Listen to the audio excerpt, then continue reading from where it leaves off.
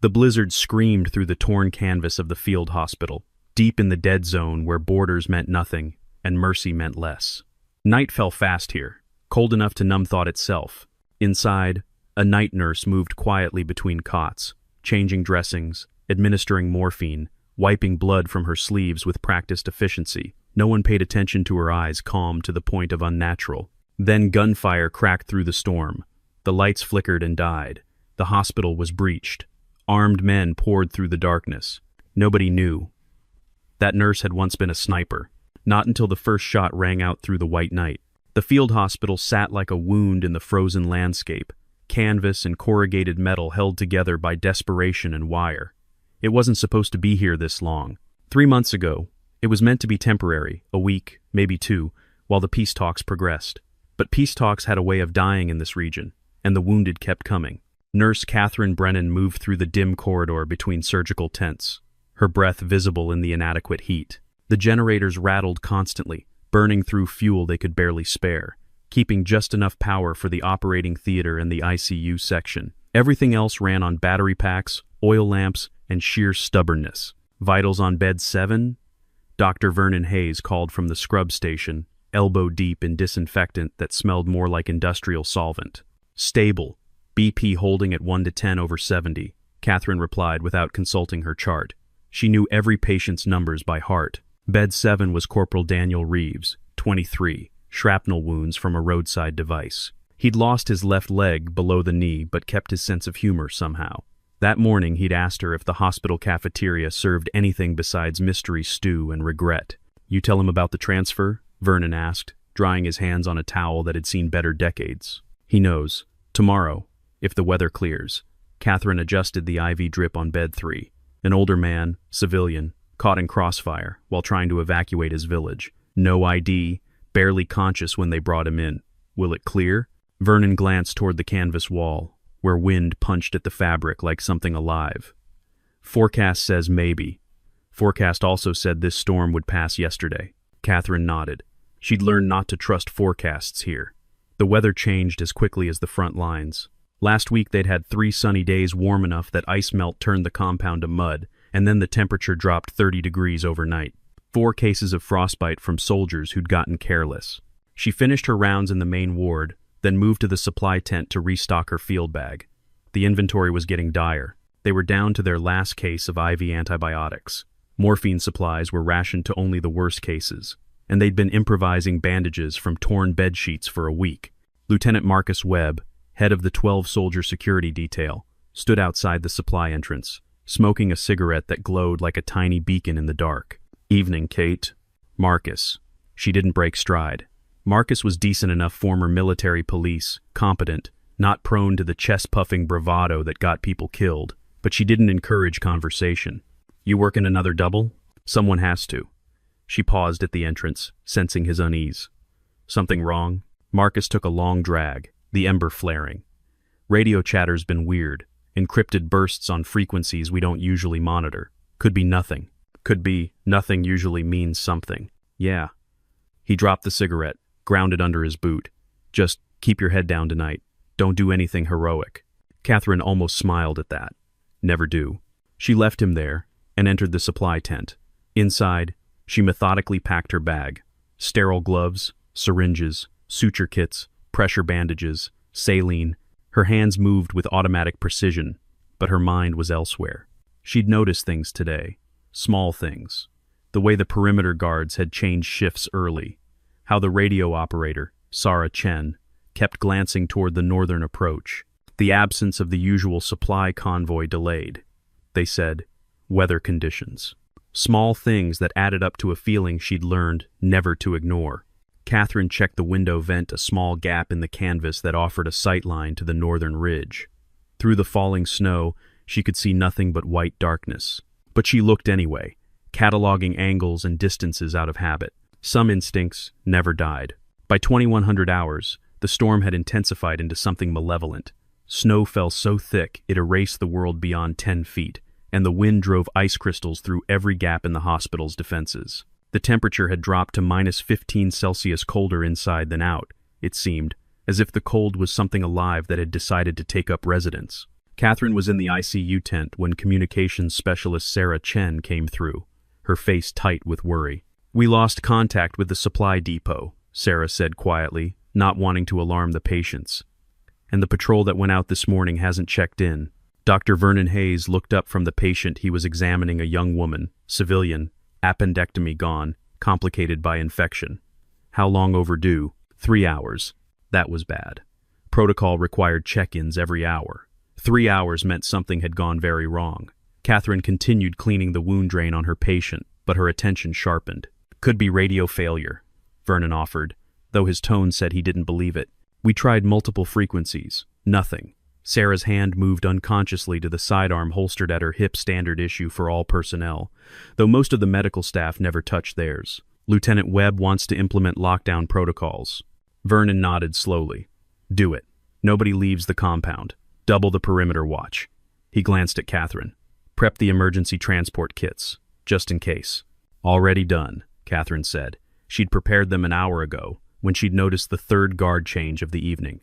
Marcus was rotating his people, too frequently sign of heightened alert. As Sarah left, Vernon moved closer to Catherine, voice low. "You seem remarkably unworried. Would worry help?" Catherine checked the IV line, adjusted the flow rate. Her hands were steady. "No, I suppose not." Vernon studied her for a moment. "How long were you in before this? Military, I mean." "I wasn't military." The lie came easily, worn smooth by repetition. She'd been using it for 3 years. Just nursing school and emergency medicine. Right. Vernon didn't push, but something in his expression said he didn't quite believe her. "Well, emergency medicine or not, I'm glad you're on shift tonight." Catherine finished her work in the ICU, then made her rounds through the main ward.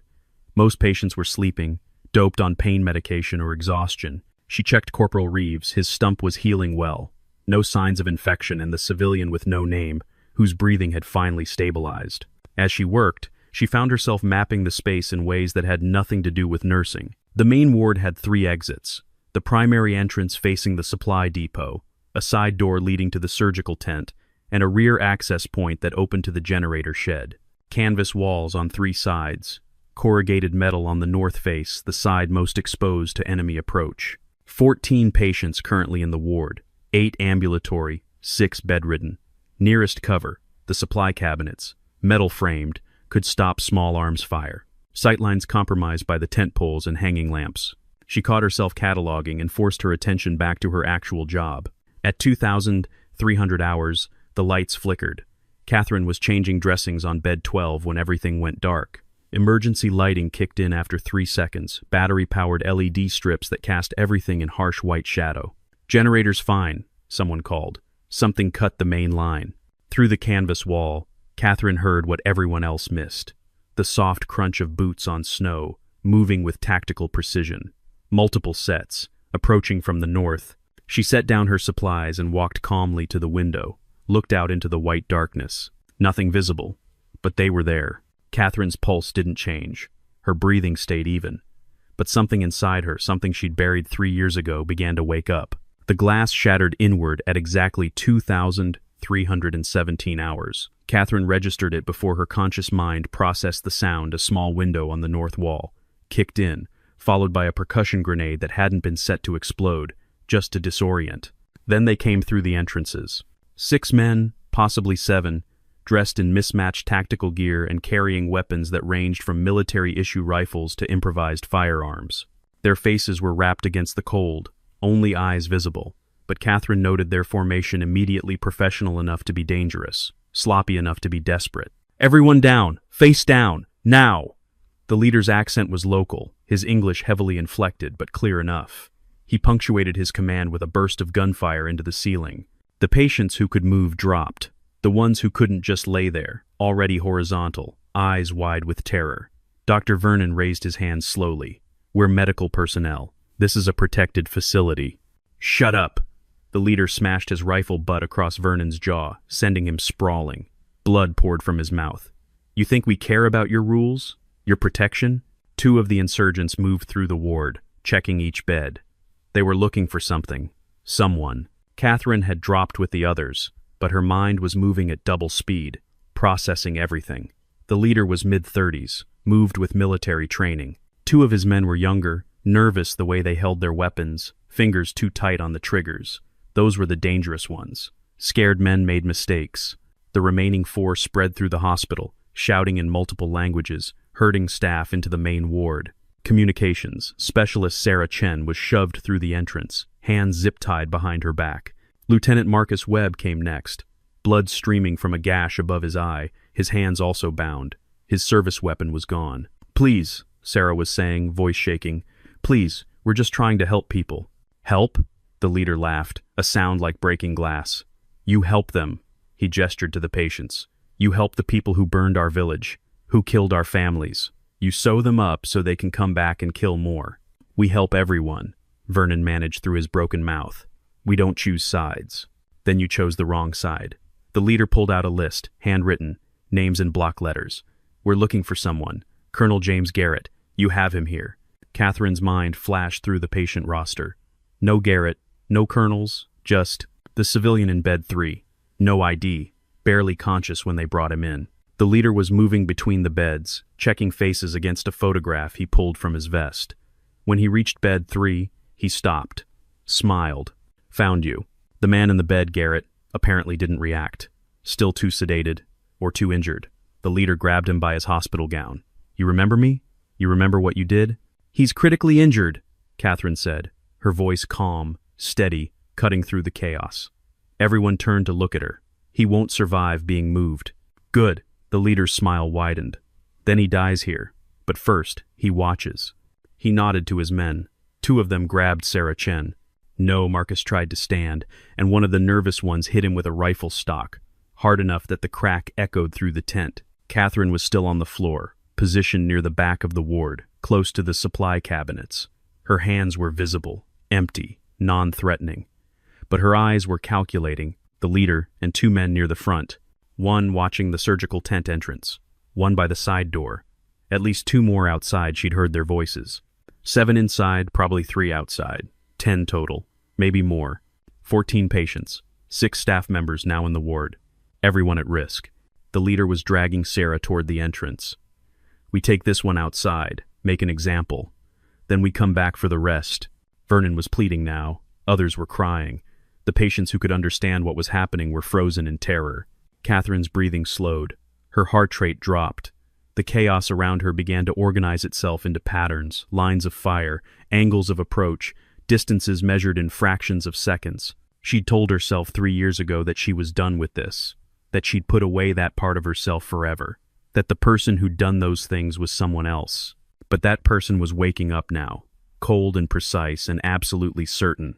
If she didn't act, everyone would die. The moment came at 2000. 324 hours. The leader had Sarah halfway to the door, his grip brutal on her arm.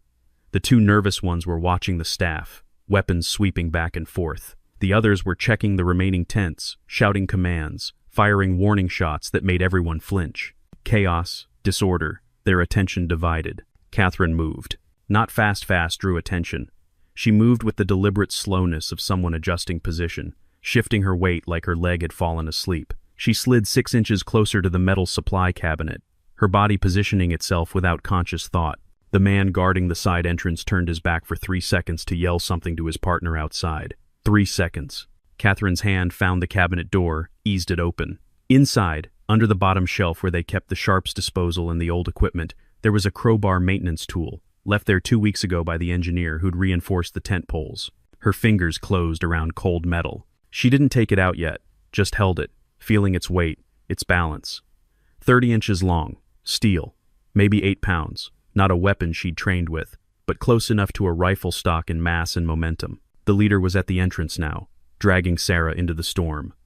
"You all watch," he shouted back. "Watch what happens to collaborators." That's when Dr. Vernon made his mistake. The old man lurched forward, trying to grab Sarah, trying to pull her back. "Don't, please." The leader's backhand sent Vernon sprawling again. Blood sprayed across the snow-dusted floor. "Old man wants to be a hero?" One of the nervous ones raised his rifle toward Vernon's head. Catherine was already moving. She came out of her position low and fast, the crowbar swinging in a tight arc. The nervous one never saw it coming. The steel caught him across the temple with a sound like a hammer striking meat. He dropped, weapon clattering. Catherine caught the rifle before it hit the ground. The world slowed down.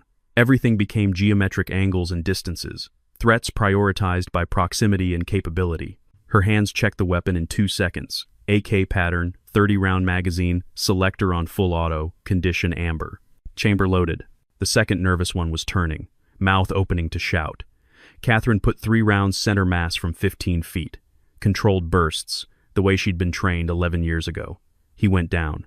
The man at the side entrance was bringing his weapon up.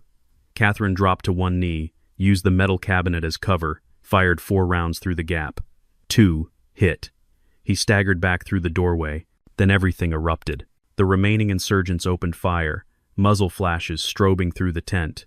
Patients screamed. Staff threw themselves flat. Bullets punched through canvas and ricocheted off metal frames. Catherine was already moving to her next position, using the tent poles and supply stations as cover. Her mind was completely clear, operating on instincts carved into her nervous system through thousands of hours of training. She wasn't thinking in words anymore, just reading the environment, processing threats, executing. The man by the surgical tent fired a burst that tore through the cabinet where she'd been 2 seconds before. Catherine came around the other side, dropped him with a controlled pair to the chest. 4 down, at least 6 remaining, plus the ones outside. The leader had released Sarah and was bringing his own weapon to bear. Catherine dove behind a row of beds, came up firing, forcing him back through the entrance into the storm. "Lights out!" she shouted to anyone listening. "Kill the emergency lights." For a long second, nobody moved. Then Sarah Chen, despite her zip-tied hands, stumbled to the battery pack and kicked it. The LED strips died. Darkness swallowed the tent. Catherine was already moving toward the rear exit, toward the generator shed, toward the high ground. In the chaos and screaming, nobody saw her go. Nobody saw her climb the ladder to the observation platform, a maintenance walkway installed on the generator shed roof for checking the fuel lines. Nobody saw her take position, 20 feet up, with a clear field of fire over the entire compound. Below her, flashlights stabbed through the darkness as the remaining insurgents regrouped. She counted 6 distinct lights, 6 targets. Catherine settled the rifle against her shoulder, controlled her breathing, and became what she'd sworn never to be again. The observation platform was a skeleton of metal scaffolding bolted to the generator shed's roof, installed 3 weeks ago when the fuel pumps started failing and someone needed to access the lines from above. It wasn't designed for what Catherine was using it for, now prone shooting in sub-zero temperatures with 50-mile-per-hour winds trying to throw her off the narrow walkway. But it would do. She'd grabbed more than just the rifle on her way out. A tactical vest from the security station Marcus's spare, still hanging on the wall where he'd left it that morning. It carried 4 additional magazines, a knife, and a small LED flashlight. Not much, but more than she'd had 2 minutes ago. The rifle was the problem. AK pattern weapons were reliable, nearly indestructible, perfect for combat conditions. But they weren't precision instruments.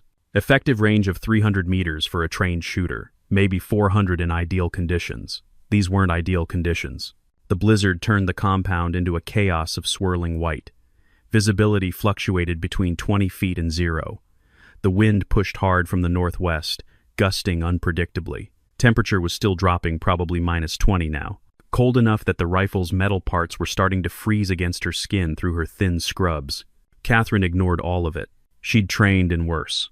Norway, 7 years ago, winter warfare course in conditions that made this look mild. She'd put rounds on target at 600 meters in whiteout conditions, using rifles far less sophisticated than this one.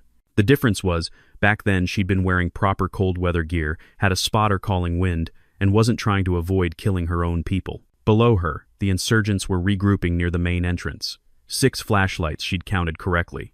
The leader was shouting orders, organizing them into a search formation. They knew someone had fought back, but they thought it was security personnel. Marcus, maybe, having freed himself somehow. They were looking for a man with a sidearm, someone hiding in the tents. They weren't looking up. Catherine settled into position, prone, elbows braced on the metal walkway, rifle steady despite the platform's subtle movement in the wind. She regulated her breathing, 4 counts in, hold, 6 counts out. Her heart rate dropped to 55 beats per minute. The world narrowed to the sights, the targets, the wind. She'd have to improvise for elevation. The rifle had iron sights, no optics, and she had no way to verify 0. She'd have to estimate based on the weapon's condition and hope it was close to standard. Windage was going to be the real problem. Gusts were unpredictable, and she couldn't see the trace of her rounds in the snow. First shot would tell her everything. First shot would also tell them where she was. Make it count. The leader moved into the open, directing 2 of his men toward the supply depot. Clear shot. 40 meters. Slight elevation advantage. Wind from the left, gusting, maybe 30 kilometers per hour average. Catherine's finger moved to the trigger. Proper finger placement pad of the first joint, perpendicular to the barrel axis. She'd done this 10,000 times in training. Hundreds of times in operations she'd spent 3 years trying to forget. 3 pounds of pressure. That's all it took. She thought about the people inside the hospital. Dr. Vernon with his broken mouth, still trying to help. Sarah Chen, terrified but brave enough to kill the lights. Corporal Reeves, 1 leg gone, defenseless in his bed. The civilian Garrett who might deserve what was coming but didn't deserve to have everyone else die with him. She thought about the promise she'd made herself. Never again. Never put the rifle in her hands again. Never become that person again. Then, she thought about what would happen if she didn't. Catherine Brennan, night nurse, emergency medicine, just trying to help people she stopped existing. Someone else took over. Someone cold and precise and absolutely lethal. She exhaled slowly, acquired the target, and pressed the trigger. The rifle cracked sharp, clear, cutting through the wind's howl like a blade through silk. 40 meters downrange, the insurgent leader stopped mid-sentence. His flashlight dropped. He staggered 2 steps, clutching his chest, then collapsed into the snow that was already beginning to cover him. Perfect center mass. The shot had been true. Below, chaos erupted. "Sniper! Sniper!" The shout came from 3 different throats simultaneously, panic turning the word into something raw and primal. The remaining 5 scattered like birds from a shotgun blast, flashlights spinning wild arcs through the darkness as they dove for cover. Catherine was already moving. She rolled right, off the position where muzzle flash had marked her location, and low-crawled 10 feet along the platform to a new angle. Rounds started coming up at her previous position, wild, undisciplined fire. Exactly what she'd expected from fighters who'd just lost their leader and didn't know where the threat was coming from. They were firing at shadows, at the place they thought she'd been, wasting ammunition into the storm. She counted the seconds between bursts, identified 3 different weapons by sound, 2 more AK pattern rifles, and something heavier, maybe a light machine gun. That was new. That was a problem. The LMG could tear through her cover, could spray the entire platform with enough rounds that her position wouldn't matter. Find him first. Catherine swept her rifle across the compound, using the insurgents' own muzzle flashes to mark positions. There by the supply tent, a heavier, sustained burst. The LMG. The operator was prone behind a supply crate, good cover, established position. 45 meters. Elevated shot, downward angle, wind still gusting from the northwest. But she had a better read on it. Now the first shot had pulled 6 inches left, which meant she needed to aim right, compensate for the cross breeze. The LMG operator fired another burst, tracers streaking up toward the generator shed. Catherine waited. 3 seconds. 4. He'd have to pause to reload, or at least to check his belt feed. There, the instant his fire stopped, she acquired him in her sights. He was shifting position, preparing to move to better cover. She led the movement by 2 feet, adjusted for wind, and fired. The round caught him in the upper torso. He went down, the LMG clattering away across the frozen ground. 4 down, 4 to go. But now they were adapting. The remaining insurgents had stopped panicking, stopped firing blindly. They'd gone quiet, gone to ground, using proper cover. One of them started suppressing her position with controlled bursts, 3-round groups, professional, keeping her pinned while the others maneuvered. Catherine pressed herself flat against the metal platform. Rounds sparked off the scaffolding inches from her head. The shooter had her pinned. She couldn't move without exposing herself, couldn't return fire without giving him a target. Stalemate. Then a voice cut through the storm, amplified by a handheld radio. "Medical personnel. We have hostages. Show yourself or we start executing them." Catherine's chest tightened. They'd regrouped inside the hospital. She'd driven them back into the building where all the helpless people were. Through the blowing snow, she could just make out movement near the main entrance. 2 insurgents dragging someone outside a patient. From the looks of it, one of the bedridden ones, unable to run. They positioned him in the open, forced him to his knees in the snow. "You have 30 seconds, the voice called. "Then he dies. Then we bring out another. We'll kill them all." The patient was crying, begging, his voice almost lost in the wind. Catherine couldn't see his face clearly through the snow, but she could see enough. Young, 20, maybe 25. Someone's son. 20 seconds. The insurgent behind him raised his pistol. 15 seconds. Catherine had the shot. 50 meters, difficult angle, the patient partially blocking a clean hit. If she missed by inches, she'd kill the hostage herself. 10 seconds. She controlled her breathing, felt the wind, read the swirling snow like it was a language she'd once spoken fluently and never quite forgotten. 5 seconds. She fired. The insurgent's head snapped back. He dropped like a puppet with cut strings. The pistol fell unfired into the snow. The patient collapsed forward, sobbing with relief. And Catherine, 20 feet above the chaos, chambered another round and searched for her next target. The compound had become a maze of shadow and snow. Every tent and structure transformed into potential cover or concealment. 3 insurgents left. Catherine tracked them by sound, by movement, by the small mistakes men made when fear started overriding training. She'd abandoned the observation platform. Too exposed now, too obvious. They knew approximately where she was, and they'd started working together to suppress and flank her position. So she'd moved, climbed down the back side of the generator shed, dropped into the snow, and begun working her way through the compound's periphery. The cold was becoming a factor now. Her scrubs were soaked through from snow, offering no insulation.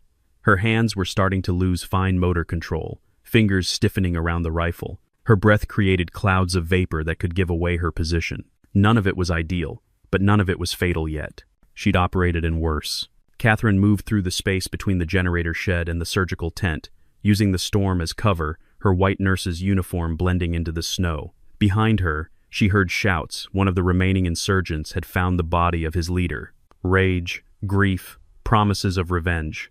Good. Angry men made mistakes. She reached the corner of the surgical tent and paused, listening. 2 voices, close, speaking in urgent whispers. Planning.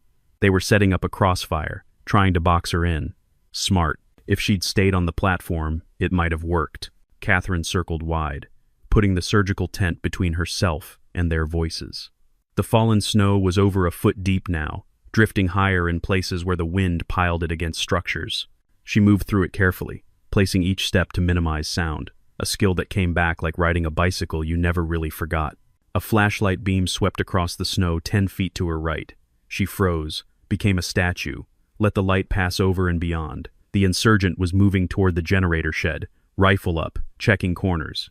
He was alone, tactical error, splitting from his partner. They were scared, disorganized, making the kind of mistakes that got you killed. Catherine followed him, 20 feet back, silent as the falling snow, her rifle up and ready. She could take him now, easy shot from behind, but the muzzle flash would give away her position to the others. Better to wait. Better to let him lead her to them. He reached the generator shed, called out in his own language. No response. He called again, louder, worried now. Where was his leader? Where were the others? Then he turned, and his flashlight beam caught Catherine standing 15 feet behind him. For one frozen second, they stared at each other. He saw her, a woman in blood-stained scrubs, holding a rifle like she'd been born with it, her face absolutely calm. Not the terrified medical worker he'd expected.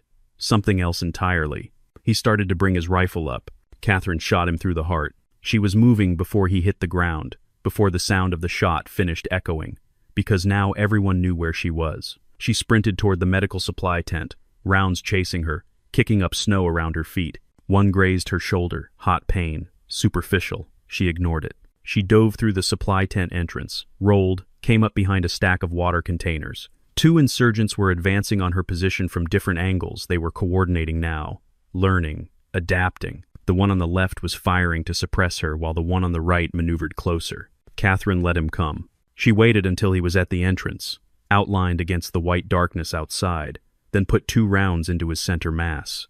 He fell backward into the snow. 1 left. She could hear him breathing hard, panicked now.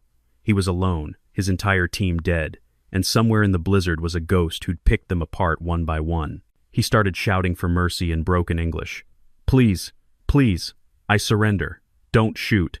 Catherine stepped out from behind the water containers, rifle raised. The man was on his knees in the snow, hands up, weapon thrown aside. Young, maybe 19, tears freezing on his face. She almost pulled the trigger anyway.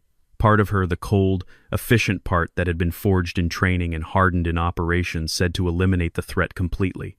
No prisoners, no witnesses, no loose ends. But that was the old her, the person she'd sworn not to be anymore. Catherine kept him covered and shouted toward the hospital. "Marcus, I need zip ties and someone to secure a prisoner." Catherine was wrong about the count.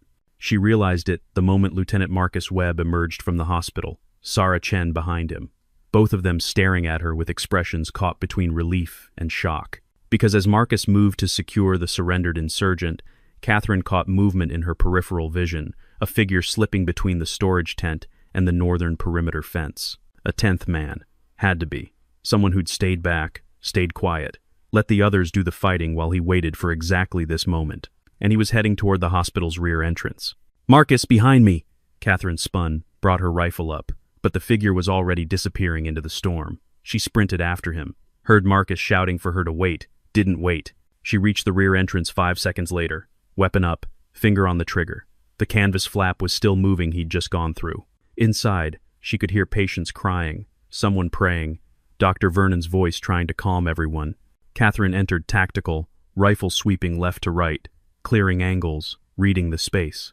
The insurgent was there near the ICU section, his rifle aimed not at the staff, but at the patient in bed 3. Garrett. The whole reason they'd come? "Don't move," the man said. His English was much better than the others, his voice steady despite everything. "Don't move or I put 10 rounds into him." Catherine held position, rifle trained on him. "He's already dying. You got what you came for." "No." The man shook his head. "We came to make him suffer. Make him see his friends die. Make him know what he did to us." He was crying now, tears streaming down his face. "Do you know what he did? This colonel? This hero?" Catherine didn't answer. Garrett was semi-conscious, eyes half open. Probably couldn't understand what was happening. He ordered the airstrike. "My village. 200 people. My wife. My daughter." The man's voice broke. She was 7. 7 years old. "I'm sorry," Catherine said. And she meant it. She'd seen what war did to people, how it ground them down until nothing was left but pain and rage. "Are you?" The man's finger moved to the trigger. "Sorry enough to let me finish this?" Catherine's mind ran the calculations. He was 12 feet away. His rifle was pointed at Garrett, but he could swing it toward her in under a second. If she fired, he might still get a burst-off kill Garrett, kill others. If she didn't fire, he'd definitely kill Garrett. "If you do this," she said slowly, "you die. You know that." "I know. And it doesn't bring them back. Nothing brings them back." His finger tightened on the trigger. "But maybe I sleep better." Catherine saw it in his eyes, the finality. He'd made his decision. He was going to do it. She had less than a second to make her own choice. She could shoot him. Clean shot. He'd die before finishing the pull. But he was a victim too, in his own way. Turned into a killer by circumstances beyond his control. By orders given by men like Garrett, who never had to see the faces of the people their decisions destroyed. Or she could let him finish it. Let him have his justice, however dark. Garrett's own orders had killed innocents. Why should he be protected? But that wasn't her call to make. She was a nurse now. She saved people. That's what nurses did. Catherine made her choice. She shot him through the head. He dropped instantly, fingers still on the trigger, but the neural signal interrupted before it could complete. His rifle clattered to the floor, unfired. Garrett, barely conscious, didn't even know how close he'd come. Catherine lowered her weapon and stood there for a long moment, looking at the body. Another dead man, another name on a list she'd spent 3 years trying to forget. Behind her, Marcus Webb entered, saw the scene, saw her standing there with the rifle still smoking. "Jesus Christ, Kate," he whispered. "Who the hell are you?" Catherine didn't answer. She wasn't sure she knew anymore. The rescue convoy arrived at 0620 hours, as the blizzard finally exhausted itself and the sky began to lighten from black to gray. Catherine heard the engines before she saw the vehicles, 2 armored personnel carriers and a supply truck, headlights cutting through the last swirls of snow. She was sitting on an overturned crate outside the main entrance, the rifle across her knees, watching the perimeter. Marcus had offered to take it from her twice. She'd refused both times. Until the compound was secure, until reinforcements arrived, she wasn't letting it go. Her shoulder hurt where the round had grazed her. Sarah had cleaned and bandaged it, hands shaking the whole time. Her hands were numb from cold, and she was probably in the early stages of hypothermia. None of it seemed important. The convoy commander was a major named Rebecca Stone, mid-40s, with the efficient manner of someone who'd spent 20 years dealing with emergencies. She took in the scene quickly, the bodies in the snow, the damaged hospital, the exhausted survivors, and started issuing orders. Medics moved through the tents, triaging and stabilizing. Engineers began temporary repairs. Security personnel swept the compound and established a proper perimeter. Everything Catherine had been doing for the past 4 hours, but with proper resources and actual equipment. Major Stone approached Catherine, took one look at her, and said, "You're the one who held them off." "Yes, ma'am. Lieutenant Webb gave me the brief. 10 hostiles. You eliminated 9 and captured 1. Stone's expression was unreadable. "That's some very impressive work for a night nurse." Catherine said nothing. "You're hypothermic. Go inside, get warm, let the medics check you over." "I'm fine." "That wasn't a suggestion, Nurse Brennan." Catherine finally stood, handed the rifle to Marcus. Her legs were unsteady, adrenaline crash, cold, exhaustion all hitting at once. Marcus steadied her, his hand on her elbow. "Thank you," he said quietly. "You saved all of us." Catherine nodded and let him guide her back into the hospital. Inside, the lights were back on. The engineers had already repaired the cut line. Everything looked normal again, almost like the past few hours had been a bad dream, except for the blood on the floor, the bullet holes in the canvas, the way everyone looked at her with gratitude, yes, but also with fear, with uncertainty, with questions they didn't know how to ask. Dr. Vernon found her in the supply tent, where she'd gone to inventory the damage. His jaw was bandaged, his speech slurred, but he managed. The major's asking questions. "About your background, your training." "I know. What should I tell her?" Catherine continued counting morphine vials, marking quantities on her clipboard. "Tell her I'm a nurse. That's all I am." "Kate." "That's all I am," she repeated, more firmly. "Everything else is classified. Everything else is none of her business. Everything else is over." Vernon studied her for a long moment. Then he nodded. "Okay, but Kate, you know you can't put this back in the box. Not after tonight. They'll want answers. Then they'll be disappointed." She finished her inventory and moved to the next task, then the next. Work, routine, the normal rhythm of hospital life. If she just kept moving, kept working, maybe she could convince herself that nothing had changed. Maybe she could convince herself that the person who'd picked off 9 armed men in a blizzard was someone else entirely. Maybe she could go back to being just a nurse, but she knew that was a lie. 3 days later, the field hospital was operating normally again. The holes in the canvas had been patched. The bullet casings had been swept up. A new security detail had arrived, 20 soldiers instead of 12, with proper perimeter defenses and early warning systems. The wounded had been evacuated to better facilities. The dead had been identified, documented, and removed. Everything back to normal. Except nothing was normal at all. Catherine moved through her shifts like a ghost, doing her job with the same precision she'd always shown. But something fundamental had shifted. The staff treated her differently now, respectfully, but with distance. Even Dr. Vernon, who'd seen her at her most vulnerable, maintained a professional remove. Major Stone had interviewed her twice, pressing for details about her training, her background, her service history. Catherine had given her nothing, just repeated the same story. Civilian nurse, emergency medicine, acted on instinct. The major didn't believe her. But without access to Catherine's military records, which were sealed so deep that even a major's clearance couldn't touch them, there was nothing she could do about it. The captured insurgent had talked, eventually, told them about the village, about Garrett's orders, about the revenge that had driven them here. He'd be tried in a military tribunal, probably spend the rest of his life in prison. Catherine tried not to think about whether that was justice or just more collateral damage from a war that had no winners. On the 4th night, Catherine was alone in the main ward, doing her rounds. Most of the patients were sleeping. Outside, fresh snow was falling, gentle this time, not the killing storm from before. The world was quiet. Dr. Vernon found her by the window, watching the snow. "You're leaving," he said. It wasn't a question. "Transfer came through this morning. They're moving me to a hospital in Germany. Safer," they said. "More appropriate for someone of my qualifications." "They're scared of you." "Probably." Catherine turned from the window. "I'm scared of me too, Vernon.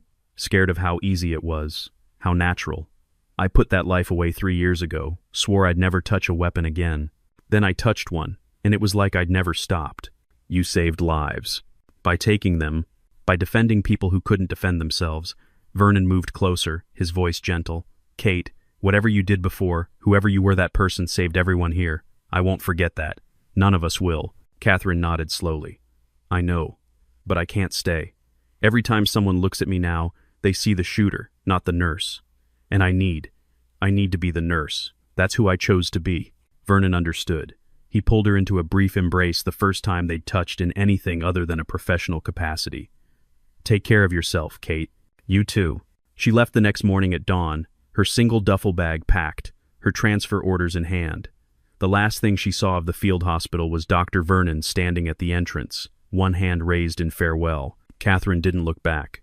She'd been a soldier once, had done things she'd never speak about, earned medals they'd never give her, and killed people whose names she'd never know. Then she'd been a nurse, saving lives instead of ending them. Now she was something else, something in between. A guardian who'd never wanted to be one again, who'd proven she couldn't quite escape what she'd been trained to become. She'd saved them all, and in doing so, had lost the anonymity that had allowed her to save herself. But maybe that was okay. Maybe some people were meant to be weapons, even when they tried to be healers. Maybe the best thing she could do was accept both parts of herself and find a way to live with the contradiction. The convoy rolled through the snow, carrying her toward Germany, toward another hospital, toward another attempt at normal life. Catherine closed her eyes and tried not to think about how it had felt, the rifle in her hands, the targets in her sights, the absolute clarity of purpose. She tried not to think about how much she'd missed it. Outside, the snow kept falling, covering everything in white silence. This story explores the tension between identity and necessity, between who we choose to be and who we're trained to become. Catherine Brennan spent years trying to escape her past as a military sniper, building a new identity as a healer. But when circumstances demanded it, that training surfaced instantly, proving that some skills are carved too deep to ever fully abandon. The narrative deliberately maintains a cold, controlled tone that mirrors Catherine's mental state during the crisis detachment as survival mechanism, precision as comfort. The violence is present, but not glorified. Each shot is a calculated decision, not a triumphant moment. War creates people like Catherine, individuals trained to exceptional lethality, then asked to simply turn it off and reintegrate into peaceful society. This story asks, can they? Should they? And what happens when the skills we're trying to forget become the only thing standing between innocent people and death? The blizzard serves as both physical obstacle and metaphor, obscuring vision, creating chaos, forcing Catherine to rely on training that operates below conscious thought. In the white darkness, she becomes purely instinctual, reverting to what she knows best. The ending offers no easy answers. Catherine saved everyone, proved her capabilities beyond doubt, but in doing so sacrificed the anonymity that allowed her to heal from her past. She can never again be just a nurse. The people she saved will always see her as something more dangerous, more powerful, more other. Sometimes the people who protect us are the ones most damaged by that protection. Sometimes heroes don't want to be heroes. Sometimes the person changing your bandages has skills they pray they'll never need to use again, until they do.